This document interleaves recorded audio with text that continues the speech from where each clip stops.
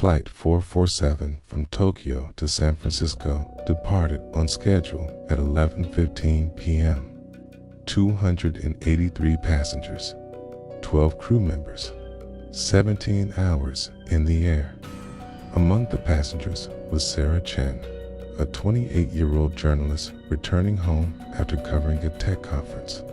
She settled into her window seat, 18A, ready for the long flight ahead. Everything seemed normal. The plane took off smoothly. The cabin lights dimmed for the overnight journey. Passengers fell asleep one by one. Sarah pulled out her laptop to finish an article. That's when she noticed something strange. The man across the aisle in 18C was staring at his phone screen. His face was completely pale. His hands were shaking. "Are you okay?" Sarah asked. The man slowly looked up at her. His eyes were filled with tears. He turned his phone toward her. On the screen was a news article.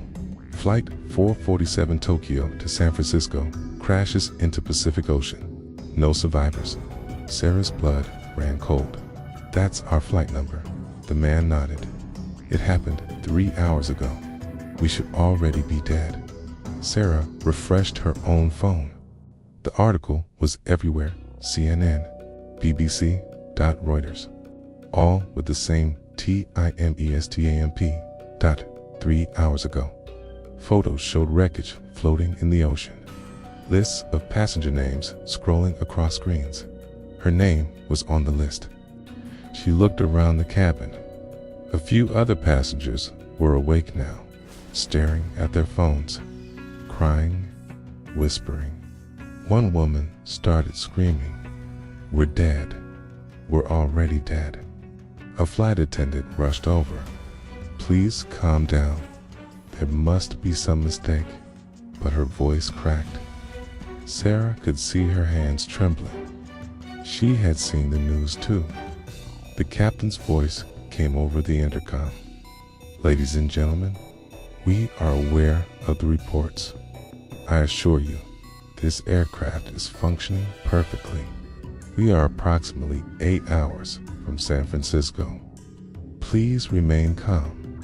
But his voice didn't sound calm. It sounded terrified. Sarah looked out the window.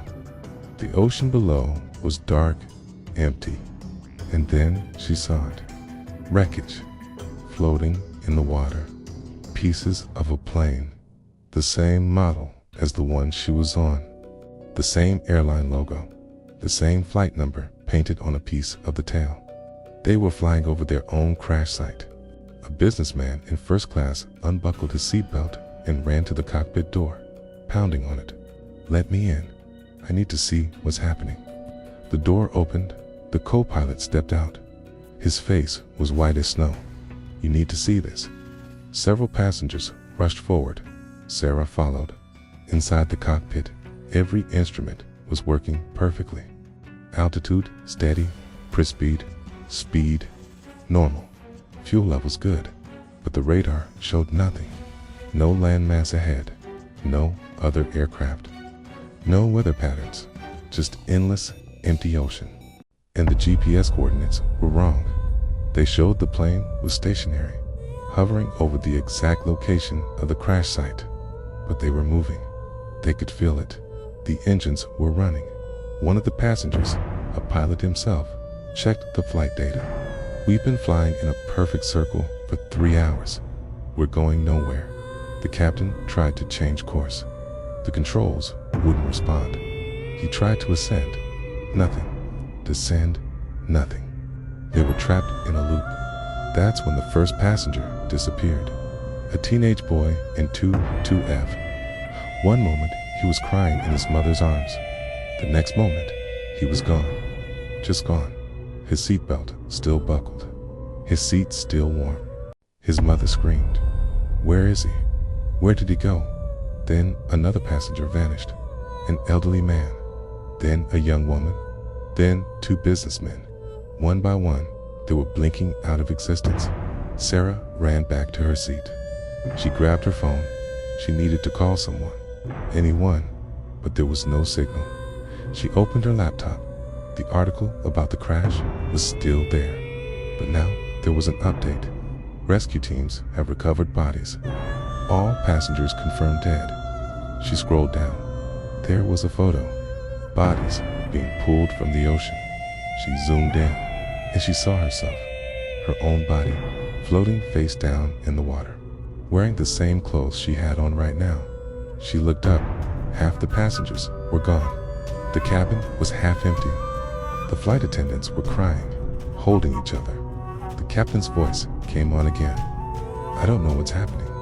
I don't know how to stop this. I'm sorry. Sarah felt a strange sensation, a pulling, like something was tugging at her from the inside. She looked at her hands. They were becoming transparent. She could see through them. No, no, no, no. She looked around.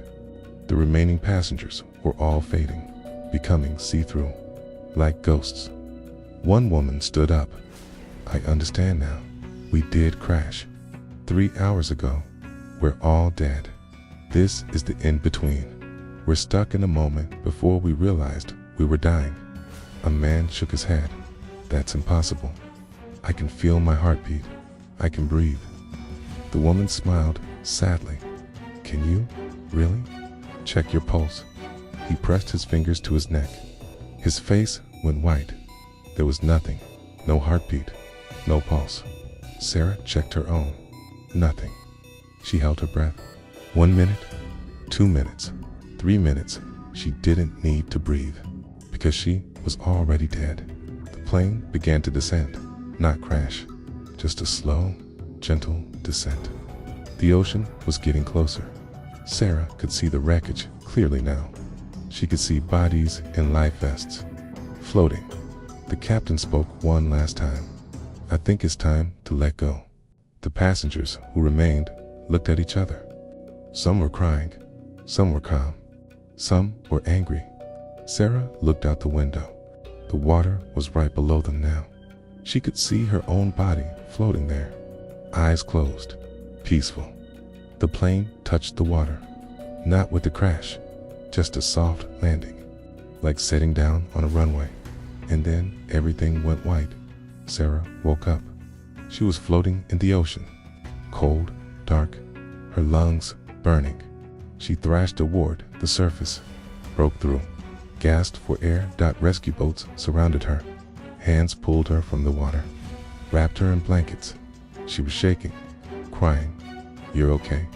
You're safe now. A paramedic said. How many? Sarah choked out. How many survived? The paramedic's face fell. You're the only one. We found you floating in your life vest. You must have been unconscious for hours. I'm sorry. Everyone else is gone. Sarah was rushed to a hospital. They ran tests. She was fine. Physically, no injuries, no water in her lungs, no signs of trauma, but she remembered everything. The flight continuing after the crash, the news articles, the disappearing passengers, the ghost plane circling above its own wreckage. The doctors said it was a hallucination, trauma-induced, the mind's way of coping with disaster. But Sarah knew the truth. 3 months later, she was finally ready to fly again. She booked a flight home to see her family, Tokyo to San Francisco. She checked in, went through security, walked to her gate. The boarding announcement came on. Now boarding flight 447 to San Francisco. Her blood turned to ice. She looked at her boarding pass. The same flight number, the same seat. She walked to the gate agent. Excuse me, is this flight number correct? The agent smiled. Yes, my single quotes. Is there a problem? Sarah's hands were shaking. This flight number crashed 3 months ago. The agent's smile faded. I'm sorry, I don't know what you mean. Flight 447 has been in service for years. It's never had an incident. Sarah pulled out her phone, searched for the crash. Nothing. No articles, no news reports, no wreckage photos. It was like it never happened. She looked at the other passengers boarding. They looked normal, alive. But as she watched them walk down the jetway, she noticed something. None of them were casting shadows. Sarah backed away from the gate, turned and ran. She didn't stop running until she was outside the airport. She never flew again. But sometimes, late at night, she gets notifications on her phone. Flight 447 is now boarding. Gate 23. And in her mailbox, boarding passes appear, always the same seat, 18A, because some flights never truly end. They just keep boarding passengers, over and over, forever. And somewhere, 30,000 feet above the Pacific Ocean, Flight 447 is still circling, still descending, still crashing, again and again and again.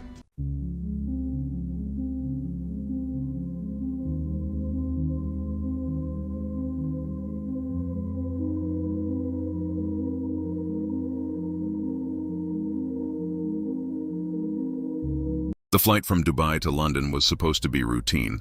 Night flight, minimal turbulence. 300 passengers. Among them were Jack, a 22-year-old architecture student, and an elderly woman seated beside him in 27B. She hadn't spoken since boarding, not once. 2 hours into the flight, the cabin lights dimmed. The elderly woman slowly turned her head toward Ayan. Her eyes were wrong, cloudy, almost gray, like ash floating in water. "Excuse me, are you feeling okay?" Ayan whispered. She smiled, but her lips didn't move. A scream erupted from the back of the plane. A flight attendant collapsed in the aisle.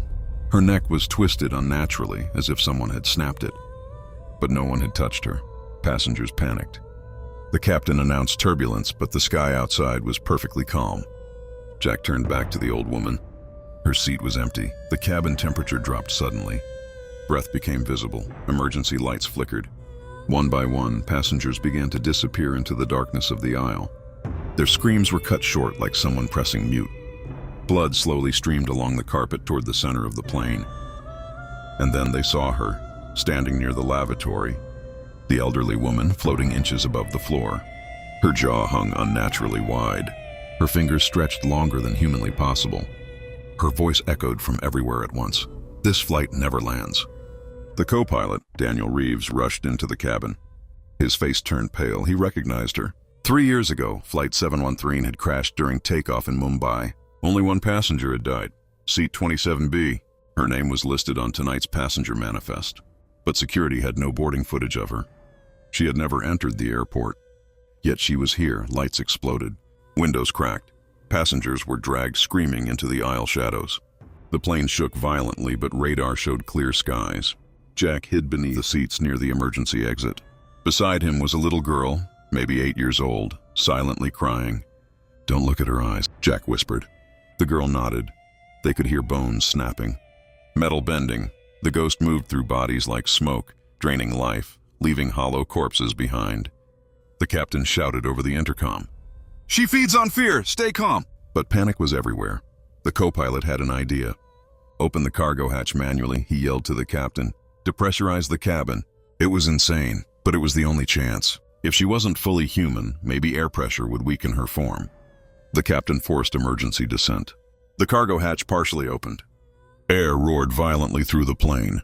Passengers and debris were pulled toward the back. The ghost shrieked, her body distorting like smoke caught in wind. For the first time, she looked afraid. Her form began tearing apart. She screamed, "I will return," and then she was sucked into the night sky. Gone, the plane was destroyed inside. Bodies everywhere, only 2 living souls remained, Ayan and the little girl. The co-pilot had been pulled out during the decompression. The captain, barely conscious, managed to regain control. With shaking hands, he performed an emergency landing at a military airstrip outside Istanbul. Authorities found 298 dead passengers. No sign of forced entry, no explanation. The passenger list still showed her name, seat 27B. But when investigators checked the system again, the name had vanished, like it was never there. Weeks later, Yak sat in his room, watching the news. A new flight number appeared on screen. Flight 713 resumes service next month. His phone buzzed, unknown number. He answered. A whisper filled his ear. "Miss me?" The call ended, and on his desk was a boarding pass. Seat 27B. Some flights are meant to land. Others are cursed to fly forever, and some passengers never truly leave.